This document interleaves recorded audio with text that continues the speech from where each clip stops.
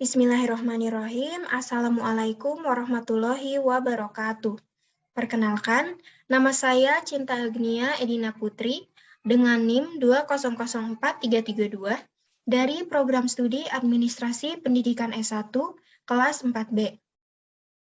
Pada kesempatan kali ini, saya akan memaparkan hasil review buku yang berjudul Sistem Sanksi dan Hukum Pembuktian dalam Islam, yang di mana temanya ini relevan dengan tema kelompok, yaitu hukum Islam.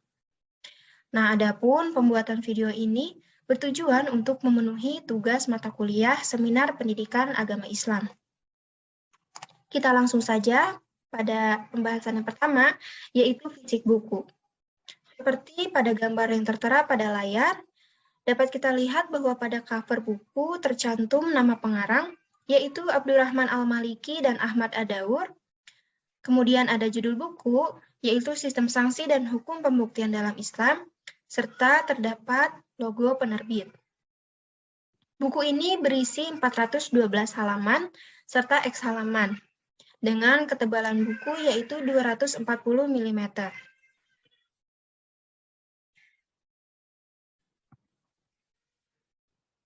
Pembahasan selanjutnya yaitu identitas buku atau tentang buku.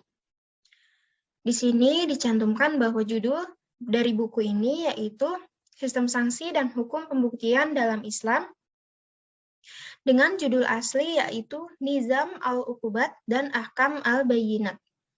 Penerbit yaitu Dar al-Ummah, pengarang oleh Abdurrahman Al-Maliki dan Ahmad Ad-Daur. Cetakan pertama yaitu pada 1410 Hijriah atau 1990 Masehi dan 1385 Hijriah atau 1965 Masehi. Adapun untuk edisi bahasa Indonesia yaitu diterjemahkan oleh Syamsuddin Ramadhan, disunting oleh Saifullah dan Solihin, penata letak oleh Hanafi, desain sampul oleh Rian, penerbit oleh Pustaka Thoriqul Izzah, dan cetakan pertama yaitu pada Ramadan 1425 Hijriah atau Oktober pada tahun 2004 Masehi. Pembahasan selanjutnya yaitu isi keseluruhan buku. Dapat kita rangkum, di mana isi keseluruhan buku ini yaitu menjelaskan tentang sistem syariat Islam, di mana sistem syariat Islam ini menjadi satu-satunya sistem hukum yang mampu bertahan lebih dari 14 abad. Bahkan setelah negara Islam dihancurkan pada awal abad 20, sebagian dari hukum-hukum Islam masih dilaksanakan oleh kaum muslim. Sistem hukum Islam telah diterapkan sejak berdirinya negara Islam di Madinah, yaitu pada masa Rasulullah Shallallahu Alaihi Wasallam. Sistem hukum ini telah teruji secara nyata dalam berbagai kondisi, zaman, berbagai negeri, beragam suku bangsa dan ras, bermacam-macam kebiasaan, dan selama waktu itu pula telah berhasil menuntaskan jutaan masalah, menyelesaikan jutaan problema yang dihadapi oleh kaum muslim dan negara Islam.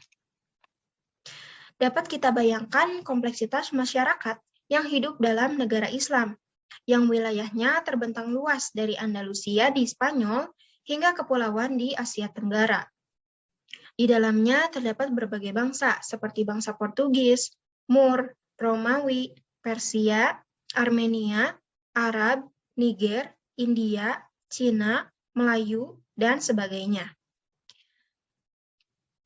Di dalamnya juga terdapat Ahlu Zimmah yang beragama Yahudi, Nasrani, Mazdak dan Zoroaster, Hindu, Buddha, penganut paganis, dan lain-lain. Namun seluruhnya hidup tentram di bawah kekuasaan Islam yang menerapkan satu jenis hukum, yaitu sistem hukum Islam. Salah satu kunci keberhasilan sistem hukum Islam dalam bidang peradilan adalah tegas dan adilnya sanksi-sanksi yang dijatuhkan. Seluruh masyarakat, termasuk khalifah, sama kedudukannya di depan hukum. Terdakwa maupun pendakwa mempunyai kesempatan yang sama untuk melontarkan argumentasi di dalam sidang peradilan. Dan keputusan hakim bersifat mengikat dan final. Buku ini mengupas sistem persangsian di dalam Islam yang dilengkapi dengan hukum-hukum mengenai pembuktian, serta disajikan dalam bentuk yang simpel, argumentatif, dan praktis. Adapun pembahasan dalam buku ini dibagi menjadi 4 bab. Bab pertama itu membahas tentang hudud. Bab kedua membahas tentang jinayat. Bab ketiga membahas tentang takzir. Dan bab terakhir yaitu bab 4 membahas tentang mukhalafat. Selanjutnya akan kita bahas satu persatu tentang bab-bab yang ada pada buku ini. Untuk bab pertama yaitu ada hudud. Asal kata had adalah sesuatu yang memisahkan dua perkara dan mencegah percampuran antar keduanya. Batas rumah atau pagar adalah sesuatu yang memisahkan rumah. Nah, batas dari sesuatu inilah yang memagari dan yang memisahkannya dari yang lain. Sanksi dari tindakan perzinaan dan lainnya dinamakan dengan had. Karena keberadaan sanksinya telah ditetapkan oleh syara, kadang disebut juga dengan hudud, yaitu berupa kemaksiatan itu sendiri. Kadang-kadang hudud dimaksudkan bagi syariat Allah dan larangannya. Jadi yang dimaksud dengan hudud Allah adalah larangan Allah.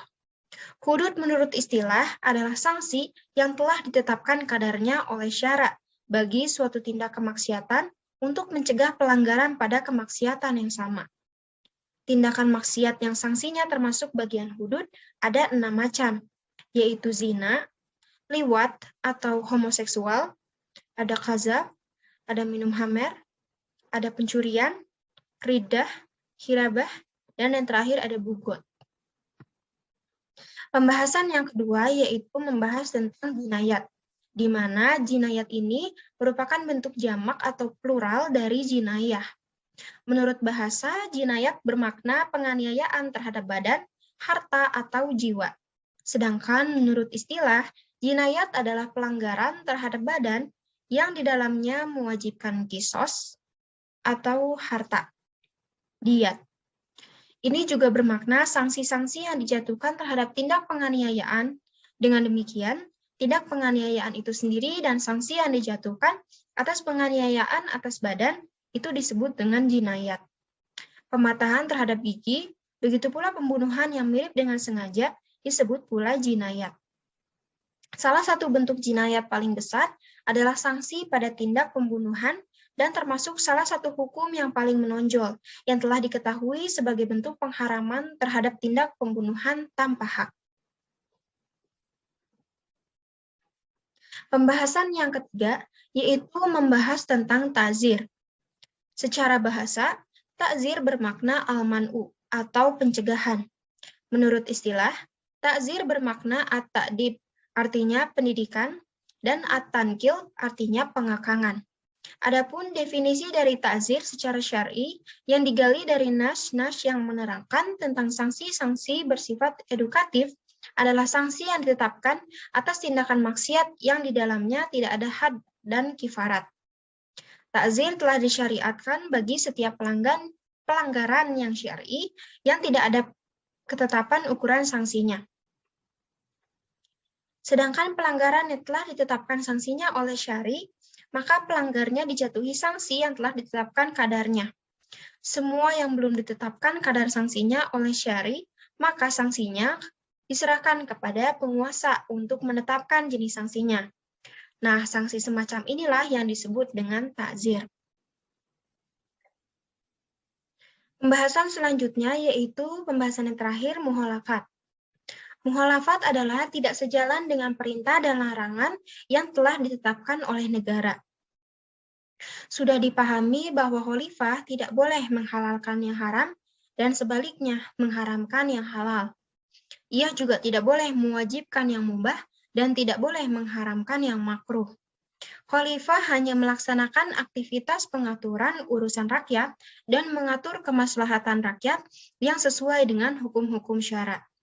Khalifah diperintahkan untuk mengeluarkan instruksi-instruksi yang diketahuinya yang berbentuk perundang-undangan yang mengikat.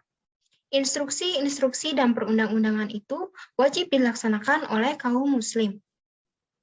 Dengan demikian, menentang atau melanggarnya adalah suatu perbuatan yang maksiat.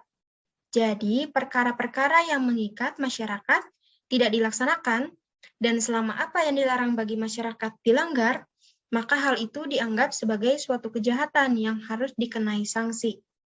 Perbuatan-perbuatan semacam inilah yang disebut dengan mukhalafat. Untuk pembahasan selanjutnya yaitu ada kelebihan dan kekurangan pada buku ini. Yang pertama, kelebihan. Kelebihan pertama yaitu setiap pembahasannya dilengkapi dengan hadis dan firman Allah yang jelas dan dapat dibuktikan. Yang kedua, penjelasan pada setiap pembahasannya jelas, rinci, dan dapat dipahami. Untuk kelebihan yang ketiga yaitu pembahasan tentang sanksi dan hukum lengkap. Setiap sanksi dan hukum yang kita cari dapat kita temukan dalam buku ini. Di mana ada kelebihan, di situ ada kekurangan. Nah, kekurangan dari buku ini yaitu terdapat beberapa kalimat yang sulit dimengerti karena buku ini terjemahan dari bahasa Arab. Lalu, kekurangan yang kedua, bobot buku yang cukup berat membuat buku kurang efektif untuk dapat dibawa-bawa. Sekian pemaparan dari saya. Kurang lebihnya mohon maaf. Terima kasih atas perhatiannya. Wassalamualaikum warahmatullahi wabarakatuh.